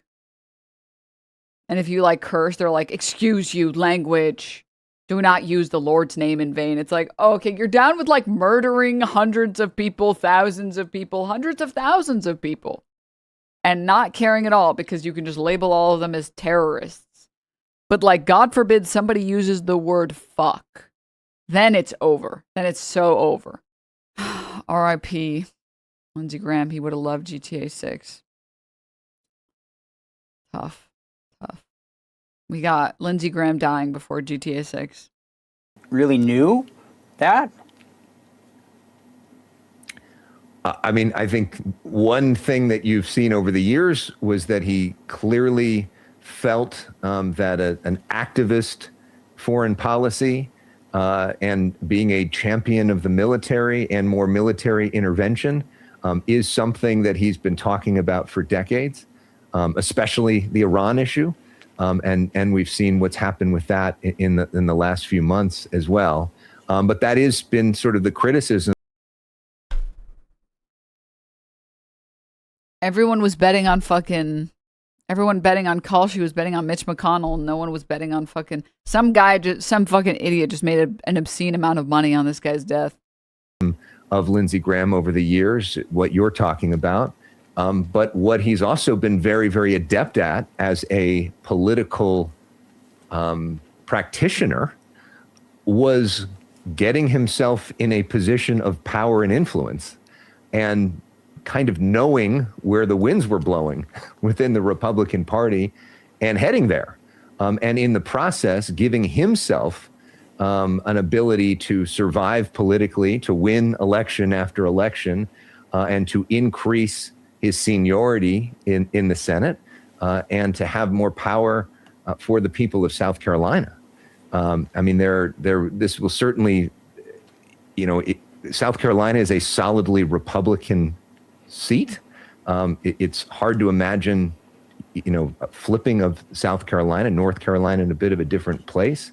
But it's a bit early to start talking about the political realities of what happens next, as we all, I think, are just in shock at the idea that Lindsey Graham has suddenly died, and also reflecting on a life of decades of public service. Is it really public service if he's never served the public? I would call it private service, maybe.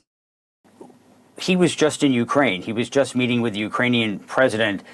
What did he accomplish on that trip? And assuming from what we saw in all of the videos, the statements that he was making, he appeared to be in very good health, just in usual form. There was certainly no outward indication that there was anything physically wrong. His office saying this was a very brief, sudden and brief illness, they said in their statement.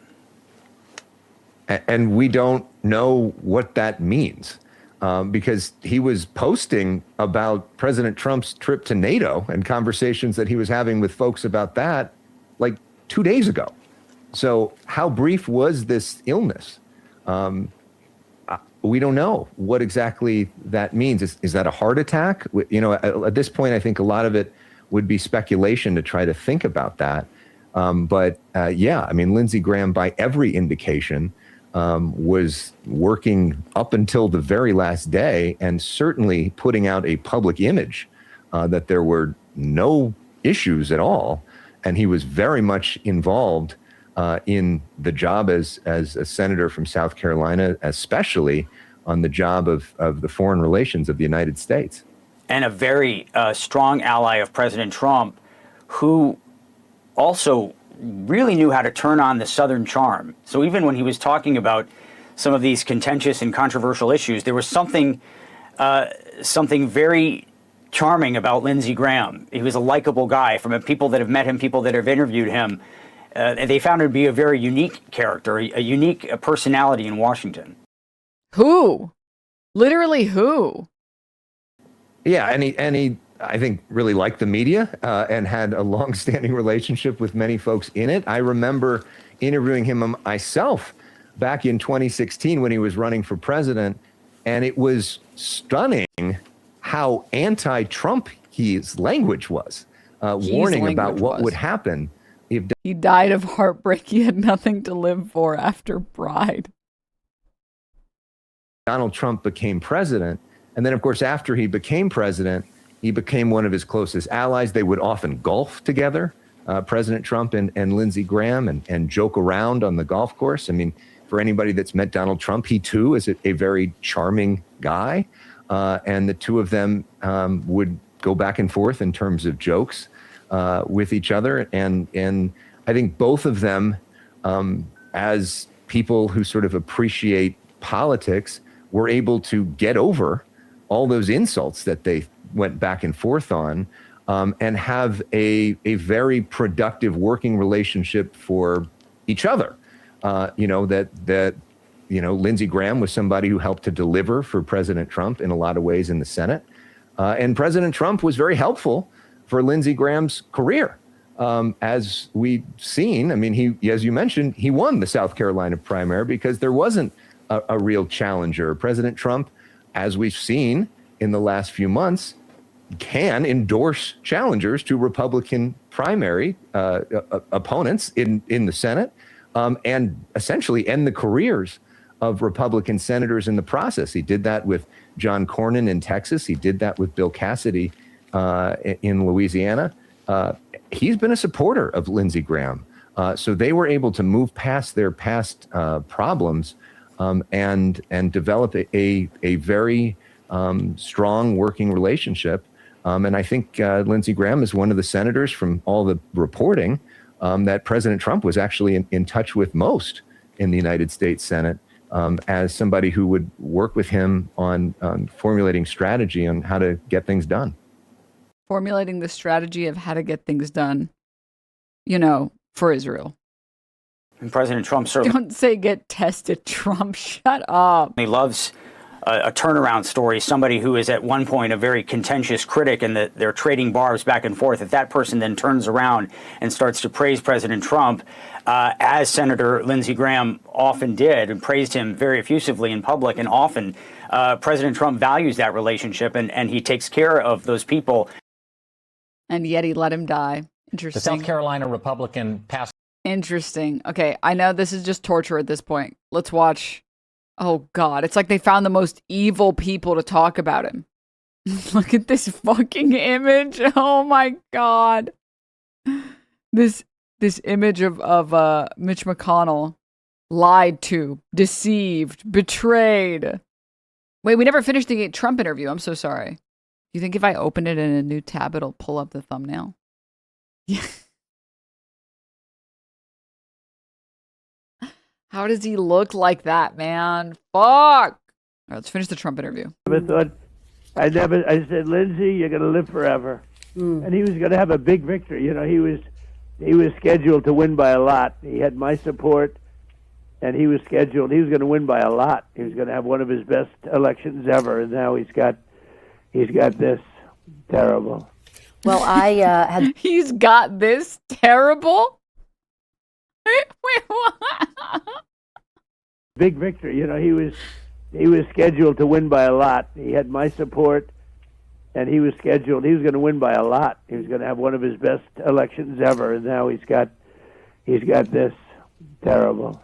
Well, I had the great honor of being able to talk to him a couple of times this week, Mr. President. And as you can imagine, we talked about a lot of foreign policy. We talked about a lot of Iran. And in honor of him, I want to still have some of those conversations. Those were the conversations he wanted to have here this morning, Mr. President. You obviously launched a fresh round of strikes overnight. Iran said overnight the Strait of Hormuz is closed. CENTCOM came out this morning and said the Strait of Hormuz is open. Which is it, Mr. President, and how are you going to respond? And I don't want to talk about it because I want to honor. I don't want to talk about it, but just know that it's open. It's open, and I don't want to talk about it, but it's open. And anyone who says otherwise is lying. I just want you to know, Mr. Lindsey Graham, he would not have liked this. He would have. A man is dead, and you want to immediately use this for your political gain. Incredible. See, this is why people don't like the fake news. Everyone knows the only thing he wanted was for the Save America Act to pass and for the ballrooms to be built.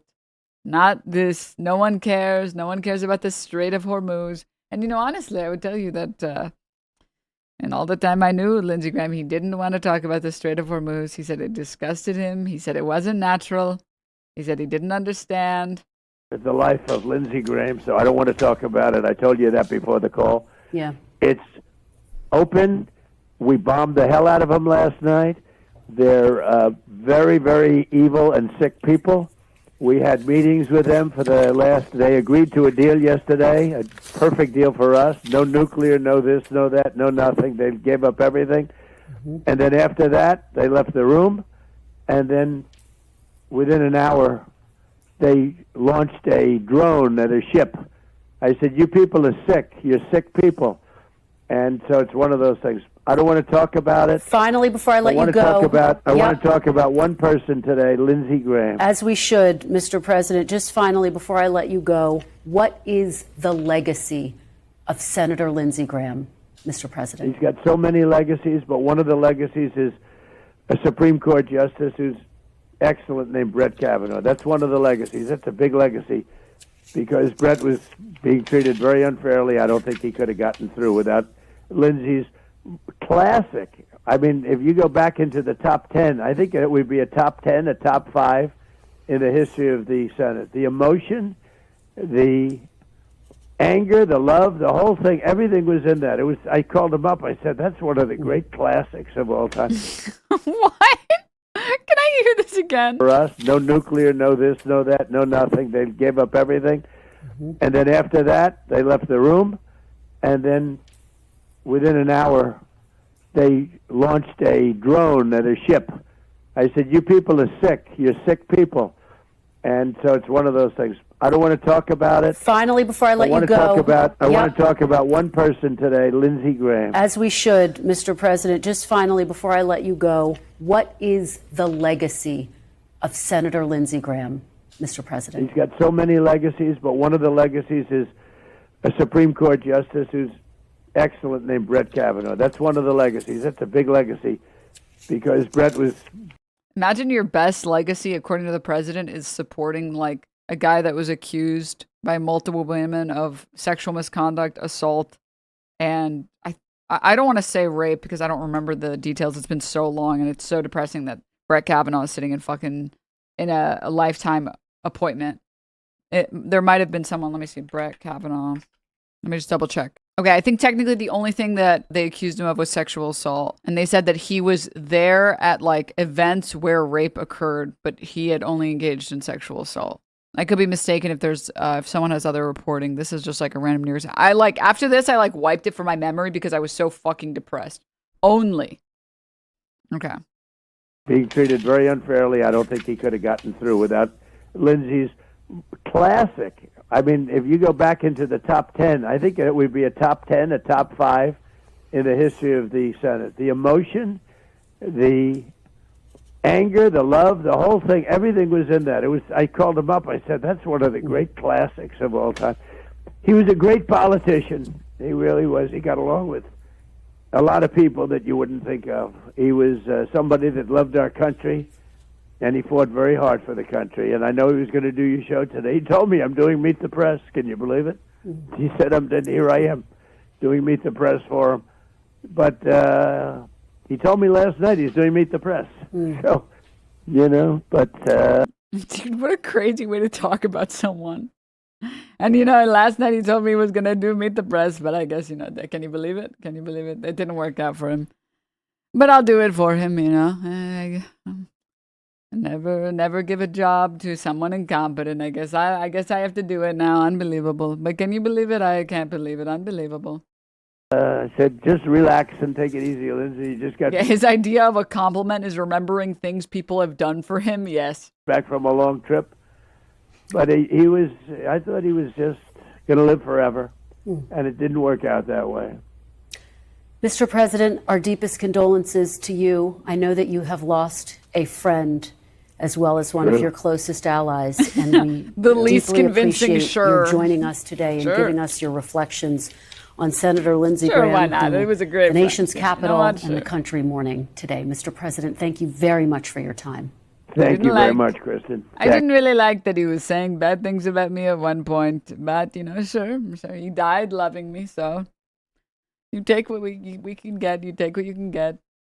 I can't believe I'm still in awe. Like, you could have asked me, like, I would have put down my life saving that Mitch McConnell will be pronounced dead before Lindsey Graham if you asked me like a couple days ago, and I would have been so fucking wrong. Holy shit. If you told me like which senator do you think is going to die next, Lindsey Graham was not. All right, this is just torture at this point, but we're watching Cory Booker talk about Lindsey Graham now because fuck you guys. Away last night following a, quote, brief and sudden illness, according to a statement from his office. He was 71 years old. Former President Joe Biden, who served with Graham in Congress for more than a decade, just posted on X saying, in part, quote, we traveled the world together as members of the Senate Foreign Relations Committee. We disagreed often and sometimes loudly. Lindsey and I did agree on the profound importance of public service. Like me, he... Okay, Joe Biden is not writing this shit. Let's just be real for one moment. Come on. Loved the Senate as an institution, even with all its flaws and complexities. Lindsey Graham was first elected to the Senate in 2002 after serving 4 terms in the House of Representatives since 1994. He quickly rose as one of the Republican Party's most influential members, serving as chairman of the powerful Senate Budget Committee and a member of the Judiciary, Appropriations, and Environment and Public Works Committees. Graham made a name for himself with his work on foreign policy, known for his hawkish and interventionist approach. He was a strong voice on Iraq and Iran and Russia's war in Ukraine. He frequently traveled to conflict zones, and he had actually just gotten back from a trip to Kyiv where he met with President Volodymyr Zelensky on Friday. Graham transitioned from an early critic of Donald Trump to a key advisor.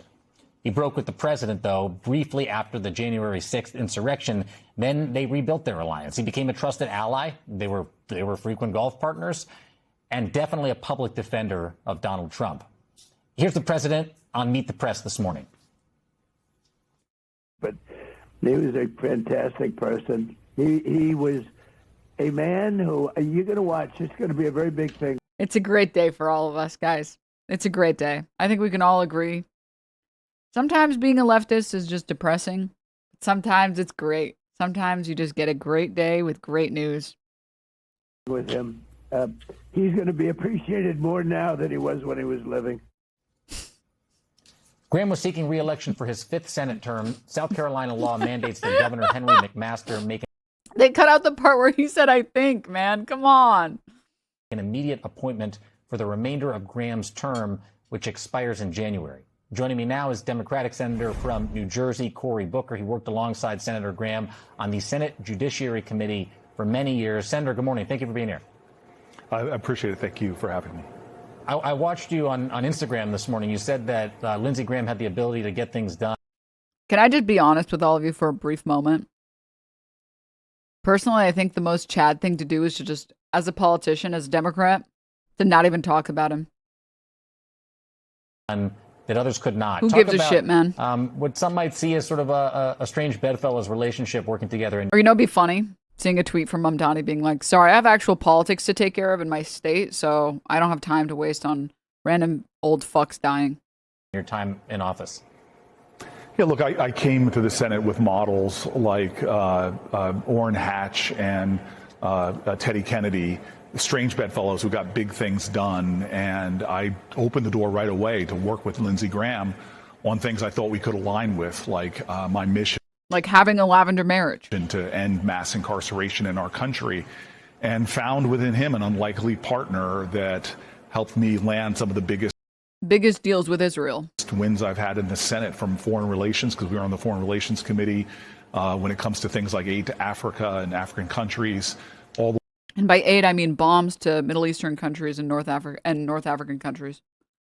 Way to finally getting the First Step Act passed. He's a puzzle to me. I mean, I played football in the Pac-10 and have banged my... He's such a puzzle to me. Like, I'm always trying to put my pieces and fit them into his. You know what I mean? Some pieces, they just click together. And that was what we were. And then I banged him. My head and helmet with a lot of people, but I don't think I headbutted anybody as hard as he and I, when we disagreed, fought ferociously. But he was the kind of guy... We were constantly fighting ferociously with our heads. ...that when the spotlight was off, he'd like, hey, Cory, can we talk? And he was always there for me when it came to aftercare. when we turned the lights off and we were done, he was always there. Try to figure out, is there a way to make a deal? Is there a way to get something done amidst all the disagreement? And in that sense, he is somebody that I'm really going to miss in terms of my ability to find battleground with him and fight over the things that mattered, but also still find that common love. Ground. Yeah, talk more Sorry, about... I was giving a translation. I was reading his inner thoughts and displaying them for everyone because I know what he's really thinking. So... Because I remember, this just brings to mind for me in particular the confirmation hearing of Ketanji Brown Jackson for the Supreme Court, and how vitriolic and I mean the heated nature of the dialogue between the two of you and others in those hearings is hard. Also, can I just say I'm so sick and tired of Democrats being like, I'm so glad that there are Republicans that fight us on everything. I'm gonna miss having that, you know? Like, I really enjoyed that, man. I really enjoyed having someone that just makes everything more difficult for literally no reason. You know, it's good to have Republicans that are constantly making this country worse and fighting us on, you know, whether or not people should have health care, whether or not children should be able to eat food at school, you know? So I'm glad that we have that. I'm glad that we had that. I'm glad I had that and got to share those intimate moments with him. You know, and I just don't know who's going to replace him. I forget. What was it like after those hearings ended? Yeah, I mean, from Kavanaugh to Ketanji Brown Jackson, some of my worst public fights I've had with any senator were with him. But yet, you know, you see him in the hallway the next day and he would smile and come up to me on a different subject entirely. And pull me in to say, hey, let's get... He was pulling you in? Bruh, okay,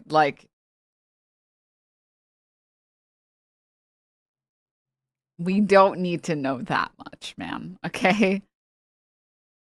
Don't do it grip chat, what the fuck? This done. It was almost like he was sending me a message from the time I got there that we are going to fight like hell. I don't know why I really thought he was going to say we were going to fuck like hell. What the fuck is wrong with me?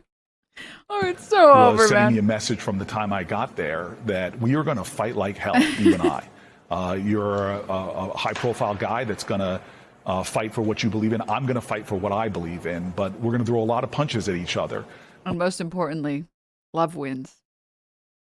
But we should never stop having the door open for us to do something good while we're here. I remember a time I was actually frustrated with the Biden administration. I was talking to Chris Coons about this morning, that he and I couldn't believe the small amount of money for a lot of our global feeding programs, like the World Food Program. Lindsey's on appropriations. So Chris and I went to him and said, this is too low of a number. Can you figure out a way to help us get a lot more into the budget, get it passed? And to his credit, the three of us went to work and got billions more. I mean, sorry, translation. We saw viewership going down, so we started throwing it back. We saw funding go down, so we started throwing it back.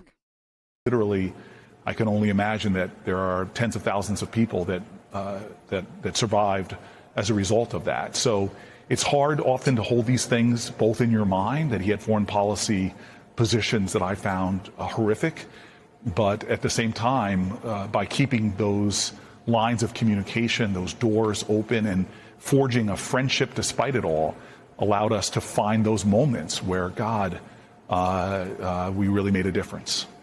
This morning, Senator Booker, President Trump said that Graham's passing was a, quote, big blow to the Save America Act. I'm not. No more gay sex jokes, okay? Stop. Which is his voter suppression bill, for lack of a better way to put it. What are your thoughts on that? Well, I have a lot blowing of him so much, and it was just really sad that he's not here anymore. I know a lot of private conversations with Lindsey Graham around what he talked to the president about, and so. Sorry. Okay, that was the last one. That was the last one. I'm done. I got it out of my system. You know, the president can try to profit off of his passing in any way that he wants. But I know the last bill that he was talking to the president about, which was about Ukraine Bill and Clinton sanctioning Russia. Bubba. I hope we can get that actually done. I know that Lindsey Graham, despite my disappointments with him and his complicity towards the president, I know he was often the guy trying to stop the president from his worst inclinations. So I hope this president doesn't now try to exploit his death in pursuit of his own personal political. Like, okay, sorry. Let's get back to being serious for a brief moment. I don't know if you guys mind if the political if the political streamer does some political streaming, but really fast. Do you guys see this shit? You guys seeing this shit, man? It just makes me really sad when the president does evil things, and it's just like messed up, yo. Like, it's not cool to do that. You know, like, it's giving like drugs are uncool, stay in school. That's it. Those are the scathing words you have for the president that's throwing us into an Iran war that will never fucking end. Are you serious right now? So I know he was often the guy trying to stop the president from his worst inclinations. So I hope. Yeah, Lindsey Graham was definitely the one stopping Trump from his worst inclinations. Hope this president doesn't now try to exploit his death in pursuit of his own. I really hope President Trump doesn't exploit his death. That would make me so sad. He literally already did it. Like, what are you like? God, Democrats are so fucking cucked, man. Personal political aims, but instead honor Lindsey Graham by finding those areas in which. Oh, we're honoring him, all right. No. I'll have you know, we are definitely, most certainly honoring him. You know what I mean? He was a point of unity or a point of common ground and get those things done. Well, allow me just to follow up on that. Are you saying that Senator Graham, and I don't expect you to tell me your private conversations, but even in South Carolina, he was first supportive of redistricting that might have cut out Jim Clyburn, but then sort of backed off of that. Are you saying that he wasn't a supporter of the Safe America Act? I don't know about that specifically. I know he knew the facts. If there's anybody that was a political realist, it was him. He knew that bill has no chance in hell of passing the United States Senate. And I will tell you that I know his South Carolina politics. Hell, when he had a race against one of my dear friends, Jamie Harrison, I have never worked so hard to unseat one of my colleagues as I did in supporting Jamie in that race. But I also know that a lot of the people he was running against, and he would tell me very frankly that they, to use his language, they were bat blank crazy. And if I was going to have a Republican out of South Carolina, I would rather have somebody that occasionally we could find common ground and get things done. So Lindsey was a pragmatist. He often showed a crazy side to the world, but then indeed come back to a private conversation and try as hard as hell to make a deal with Democrats. His sudden death, Senator Graham's sudden death, brings to mind the situation with Senator Mitch McConnell and his health, and also his whereabouts, which are just frankly a big question mark right now. Do you know anything about where Mitch McConnell is, and do you think Mitch McConnell should step aside? Do you Do you think Mitch McConnell should step aside? Bro can't stand, let alone step. Where would he be stepping to? It's a fucking corpse, man. What are we doing? I know nothing about where Mitch McConnell is. This is unfortunately just an issue of politics. Every politician just fucking lying to us, man. All right. I have no idea where Mitch McConnell is. I know nothing about where Mitch McConnell is. This is unfortunately just an issue of politics in general. People don't know when to gracefully step aside. I've seen people make that mistake on both sides of the aisle. I've been advised by people who left here, as one senator once told me, leave while you still have a third act. Don't let them carry you off the floor. So again, my thoughts and prayers are really with Mitch McConnell. We'll talk about a guy that I've fought with. Maybe I'm misremembering. Admittedly, I could be misremembering. But didn't all of the establishment Dems get really mad when people who vote Democrats say Ruth Bader Ginsburg should have stepped aside? She should have stepped down. I don't know. I don't have like a vivid memory of specifically Cory Booker saying that was disrespectful to Ruth Bader Ginsburg, but I'm fairly sure I remember Pelosi and Cory Booker and all the establishment Dems. They're all in the same camp there. Yeah, same thing with the Feinstein. It's like, but like Ruth Bader Ginsburg was particularly offensive because they painted out anyone who was this is the same thing that happened with Kamala as well, where people said, hey, Biden should not run again. He's way too old. Like, not only is he old, he sounds old, man. He's like not there anymore. Because like, I don't know if you guys have heard Bernie speak. Bernie, surprisingly, for being 80, is still very like sharp. Like he can still hold conversations just fine. Obviously, he was more capable when he wasn't 80. But like Biden is not there. Biden is like, anyway, listen, Jack. I can't get over that one press conference where he like walked out of the room with his hands like this, like a crypt keeper. He like walked to the door like this. I was like,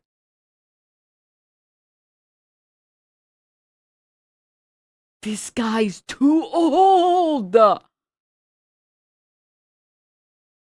And lo and behold, people said, hey, you guys shouldn't run him again. We should have an actual primary. We shouldn't run him again. We should have a primary because he's not going to win. It's not a winning candidate. And establishment Democrats all rolled their eyes until the last second and then just threw Kamala in for God knows what fucking reason. And the same thing happened with Ruth Bader Ginsburg, where people are like, hey, she really should step down. Listen, we appreciate all of the work that she has done. No one here like hates Ruth Bader Ginsburg with the same, at least not the same passion that I think all of us agree we hate, like Clarence Thomas or Kavanaugh or Amy Coney Barrett. But like you can have your criticisms. We generally like her, but like she needs to step down. She's way too fucking old. And they literally looked at us like we were fucking stupid for considering for a brief moment that maybe, I don't know, having like an ancient person is not a great idea. Denims fabricating history, huh? What are you talking about? I just hope moments of like this don't obscure people to our ability to pray for one another, even if we dramatically disagree. I didn't cry brave when Ruth died. I mean, like, because like a lot of very good progressive rulings came from Ruth Bader Ginsburg. I don't feel strongly about it. It's just not the same. I would much rather have like some semblance of like sanity instead of like, oh, here's the guy who's pro taking bribes for anything at all. Here's this guy who's been accused of sexual assault. But in terms of your practical question right now, there's a lot of people that I think need to know when to go. So we'll see what. This is good sarcasm, right? Look at that. Chat. This chatter's stop. You can't. They're gonna get your ass for good bait, man. All right. Oh, sorry. I gotta get this shit off the screen really fast. I think they're gonna get your ass for having bait that was too good. Chatter came in and said, I don't care if you ban me. You leftists are disgusting celebrating the death of a U.S. senator where you could wait a few hours for a second senator death confirmation and celebrate even harder. For a brief moment, I also only read the first half. And I was like, and then I scrolled up and saw counting or not counting women's autonomy. And I was like, all right, I don't even need to read the rest of the message. That's great bait. That's great bait. They had me in the first half. I'm sorry if you were persecuted by your peers in this chat room because they didn't want to read the rest of the message. I'm sorry. What happens in this case? Dude, I love having this giant Donald Trump screenshot on the screen. I think it has single-handedly deterred the losers from coming in and being like, it's not funny to make fun of people dying. Because it's like, really? All right. It's even bigger than your camera. It's so big and it is not bothering me. Okay. This week, there are growing questions over what exactly is happening with Senator Mitch McConnell. His office has provided very little information since he was hospitalized on June 14th after an unspecified medical incident. The most recent statement released last week merely said that he appreciates the outpouring of support he's received. Did you see the CNN guy Dream talking to Mitch McConnell? As he recovers, and that he's working with staff while Congress is in recess. Meanwhile, lawmakers are preparing to return to Capitol Hill on Monday, and they have until the end of September to pass a bill to fund the government. Yes, it's pretty important. And of course, McConnell is not just an ordinary senator. The former leader is a member of the powerful Appropriations Committee, where Democrats and Republicans are currently locked in a stalemate over defense funding. Also not a small thing. MS Now's Alex Tabbitt has been speaking with McConnell's constituents in Frankfort, Kentucky, and Michael Schnell is our congressional reporter on Capitol Hill, and Philip Bump's still with us. Michael, we've heard some growing rumblings that Republican lawmakers themselves are having some questions over Mitch McConnell, what's going on with him. How concerned are they, and how does this impact business as usual on Capitol Hill? Yeah, Ariel, we've reached the point where McConnell's absence is not just a concern among Democrats, but Republicans are itching for more information as well. Mitch McConnell first admitted... No, really? I wish for the rule of threes.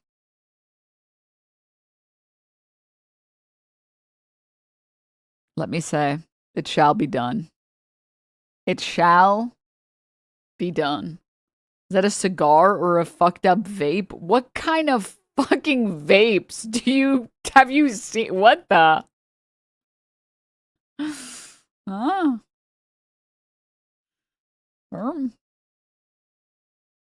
I ain't never seen no vape like that before. Dude, this post. Is Mitch McConnell even in this thing? Damn, Lindsey Graham? I'll take it. Dude, Mitch McConnell's silence on Lindsey Graham's passing is deafening. Stop. Stop. Stop. Charlie Kirk is awfully silent as well. Shut up, dude. Stop.